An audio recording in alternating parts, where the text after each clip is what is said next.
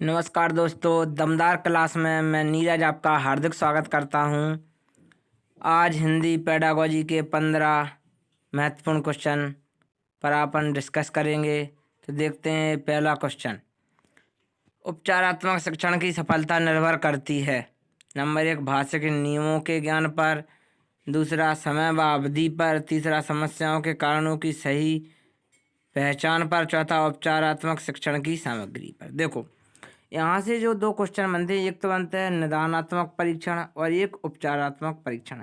ये शिक्षण में भी है और क्या है, हर एक सब्जेक्ट में है ये, ठीक है। तो यहाँ पर पहले होता है निदानात्मक परीक्षण, उसके बाद होता है उपचारात्मक परीक्षण। तो समस्याओं के कारणों की सही पहचान करने पर ही उपचारात्मक शिक्षण दिया जाता है। तो तीसरा इसका राइट आंसर है, ठीक है। चलते हैं नेक्स्ट क्वेश्चन की ओर। क्वेश्चन आ गया 32। क्वेश्चन नंबर 32 क्या कह रहा है, देखते हैं यहाँ पर। क्वेश्चन नंबर 32 ए है, भाषा शिक्षण में पाठ्य पुस्तक है, क्या है? एकमात्र संसाधन है, बी साध्य है, सी साधन है और डी अनावश्यक है। तो यहाँ पर हमने बताया था कि भाषा शिक्षण में पाठ्य पुस्तक साधन है, ठीक है, और टीचिंग मेथड जो है, विधियाँ, वो साध्य हैं। तो सी इज द राइट आंसर। चलते हैं नेक्स्ट क्वेश्चन की ओर। क्वेश्चन क्या है, हिंदी की कक्षा में प्रायः हिंदी तर मतलब हिंदी से अलग भाषी बच्चे हिंदी सीखने में अनेक कठिनाइयों का सामना करते हैं, क्यों करते हैं सामना, तो देखते हैं, ठीक है। क्योंकि वे, ये हैं ऑप्शन, क्योंकि वे मन लगाकर हिंदी नहीं सीखते, ठीक है। हिंदी सीखने के प्रति उनमें अरुचि होती है, हिंदी बहुत कठिन भाषा है, प्रायः हिंदी और उनकी मातृभाषा की संरचना में अंतर होता है। तो आंसर क्या है यहाँ पर, कि उनकी मातृभाषा और हिंदी में बहुत अंतर होता है संरचना में। तो D is the right answer. चलते हैं नेक्स्ट क्वेश्चन की ओर। क्वेश्चन नंबर 34 क्या है, देखते हैं। क्वेश्चन 34, कहानी सुनाने से बच्चे प्रसन्न होते हैं, बच्चे कक्षा में एकाग्रचित होकर शांत बैठते हैं, सी बच्चे अनुशासित रहते हैं, डी बच्चों की कल्पना शक्ति व चिंतन शक्ति का विकास होता है।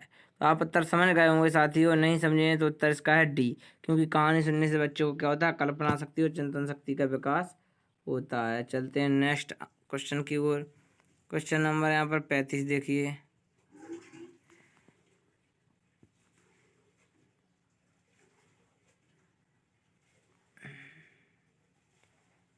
ये रहा क्वेश्चन नंबर 35। बच्चों के लेखन कौशल का मूल्यांकन करने के लिए कौन सी विधि बेहतर हो सकती है?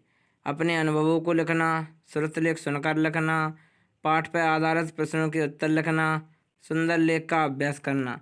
तो अपने अनुभव लिखने से ज़्यादातर लेखन कौशल अच्छा होगा, ठीक है। तो first is the right answer. चलते हैं नेक्स्ट क्वेश्चन की ओर। Question number 36।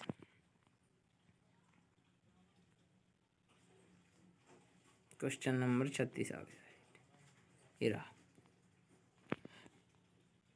बोलना कौशल में महत्वपूर्ण है, संदर्भ एवं स्थिति के अनुसार अपनी बात कह सकना, स्पष्ट एवं शुद्धोच्चारण, सी अलंकारक भाषा का प्रयोग, डी मधुर वाणी। तो बोलने में क्या है, संदर्भ के अनुसार अगर आप बात कह सकते हो तो बोलना कौशल बहुत महत्वपूर्ण होगा, ठीक है।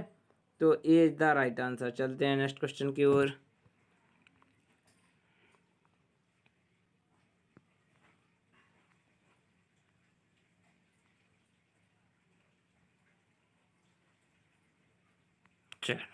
क्वेश्चन है, एक भाषा शिक्षक के रूप में सबसे बड़ी चुनौती है, क्या चुनौती है? बच्चों को भाषा सीखने के महत्व से परिचित कराना, बी बच्चों की भाषा को संसार साधनों के प्रभाव से मुक्त रखना, सी भाषा संसाधनों का अभाव है, डी बहुभाषिक कक्षा के शिक्षण के लिए उचित रणनीतियाँ तय करना। तो एक भाषा के शिक्षक के रूप में सबसे बड़ी चुनौती यही है कि बहुभाषिक जो शिक्षा कक्षा होती हैं, बहुभाषिक जो कक्षा होती है उसके शिक्षण के लिए अच्छी रणनीतियाँ तय करने में उसे कठिनाई होती है, चुनौती है उसके लिए। तो D is the right answer. चलते हैं नेक्स्ट क्वेश्चन की ओर।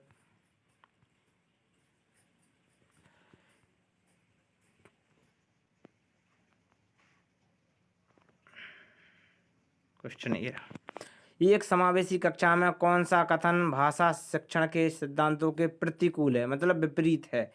बच्चे परिवेश से प्राप्त भाषा को ग्रहण करते हुए भाषा प्रयोग में नियम बना सकते हैं। बी, भाषा परिवेश में रहकर अर्जित की जाती है, सही बात है। सी, प्रिंट समृद्ध माहौल भाषा सीखने में सहायक होता है। और डी, व्याकरण के नियम सिखाने से बच्चों का भाषा विकास शीघ्रता से होता है। तो इस क्वेश्चन का आंसर क्या होगा? इस क्वेश्चन का आंसर होगा डी, कि व्याकरण सिखाने से बच्चों के भाषा विकास शीघ्रता से नहीं होता है। तो D is the right answer. चलते हैं नेक्स्ट क्वेश्चन की ओर।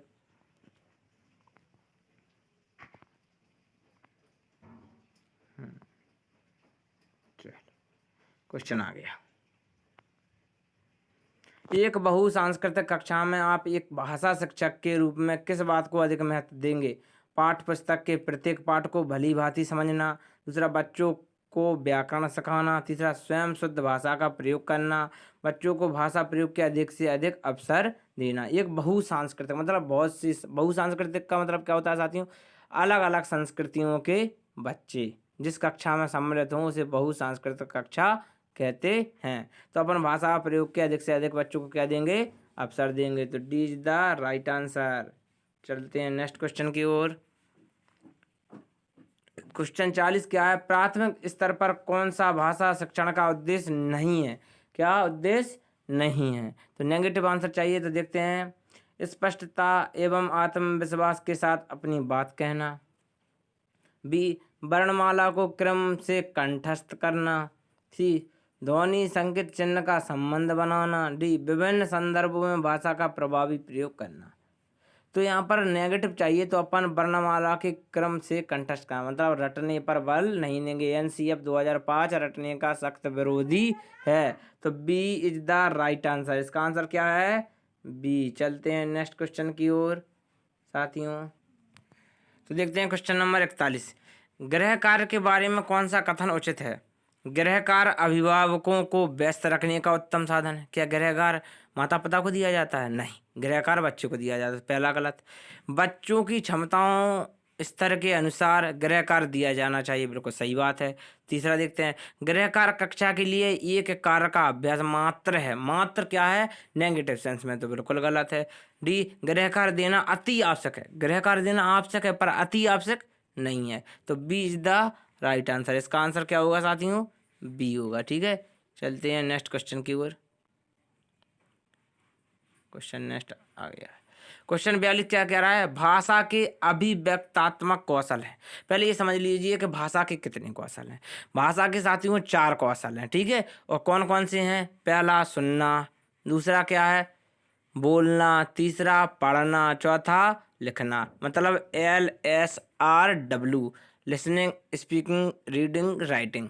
ठीक है, समझ गए? यहाँ पर 4 कौशल। अब बात करते हैं कि अभिव्यक्तात्मक। अभिव्यक्ति मतलब अपने द्वारा बोलना या किसी को अपने द्वारा व्याख्यान देना, अपने द्वारा कुछ कहना, अभिव्यक्त करना, उसे अभिव्यक्ति। तो अपन अभिव्यक्त किस तरीके से करते हैं? एक तो अपन लिख कर किसी को लेटर दे दी तो वो भी अपनी अभिव्यक्ति है हुई।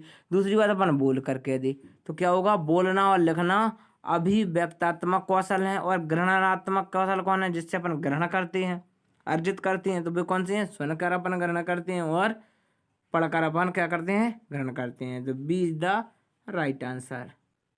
चलते हैं नेक्स्ट क्वेश्चन की ओर। क्वेश्चन नंबर 43 यहाँ पर देखते जाओ। क्वेश्चन नंबर 43 आ गया।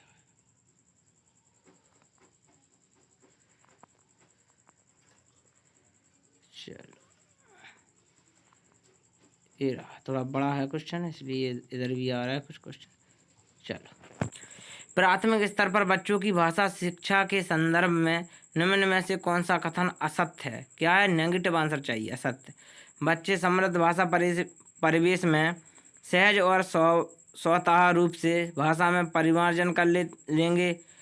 बी, बच्चे भाषा की जटिल और समृद्ध संरचनाओं के साथ विद्यालय आते हैं। सी, बच्चों की भाषा संकल्पनाओं और विद्यालय में प्रचलित भाषा परिवेश में विरोध आभास ही भाषा सीखने में सहायक होता है। और डी, सुधार के नाम पर की जाने वाली टिप्पणियां व निरर्थक अभ्यास से बच्चों में अरुचि उत्पन्न हो जाती है। बिल्कुल सही।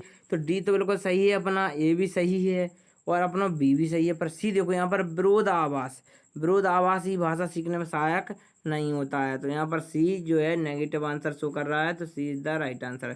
चलते हैं क्वेश्चन नंबर 44 की ओर। ठीक है, क्वेश्चन 44 देख लीजिए, ये रहा। चलो आ जाओ भाई 44। हाँ, क्वेश्चन 44 क्या कह रहा है कि भाषा कौशल के संदर्भ में कौन सा कथन सही है। भाषा के कितने कौशल होते हैं? 4 कौशल। विद्यालय में केवल पढ़ना लिखना कौशल पर ही बल देना चाहिए, ऐसा गलत। केवल तो पहले ही नेगेटिव हो गया। बच्चे केवल सुनना बोलना पढ़ना लिखना कौशल क्रम से ही सीखते हैं, ऐसा नहीं है। ठीक है, भाषा की चारों कौशल परस्पर अंतः संबंधित हैं, तो सही बात है। डी, भाषा कौशलों के विकास में अभ्यास की अपेक्षा भाषिक नियमों का ज्ञान जरूरी है, तो ये गलत है। तो यहाँ पर आंसर क्या है? सी इज द राइट आंसर, कि भाषा के जो चारों कौशल हैं वो एक दूसरे से अंतः संबंधित हैं। चलते हैं नेक्स्ट क्वेश्चन की ओर, ये लास्ट क्वेश्चन है आज का।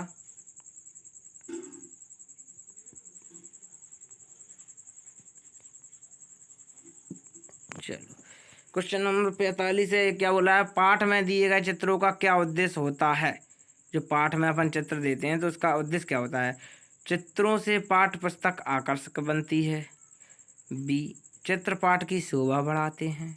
सी, पाठ पुस्तक में चित्र देने का प्रचलन है। डी, चित्र अमूर्त संकल्पनाओं को समझने में सहायता करते हैं। तो चित्र के माध्यम से अपन अमूर्त संकल्पनाओं को समझने में सहायता मिलती है, तो D is the right answer है अपना। ठीक है, तो आज के दोस्तों पेडागोजी के क्वेश्चन 15 कंप्लीट किए। साथियों, पेडागोजी में ही सभी को समस्याएं आती हैं, चाहे वो संस्कृत की हो, चाहे हिंदी, चाहे गणित और चाहे ईवीएस की हो, कोई भी सब्जेक्ट की हो, बाल विकास की भी हो, तो उसी सब में समस्याएं आती हैं। बाकी फैक्ट वाले तो क्वेश्चन ज़्यादातर लोग कर लेते हैं। तो दोस्तों आज का ये सेशन कैसा लगा हमें लाइक कमेंट ज़रूर करें। ठीक है साथियों, नेक्स्ट फिर मिलेंगे जल्द आपसे, तब तक के लिए जय हिंद।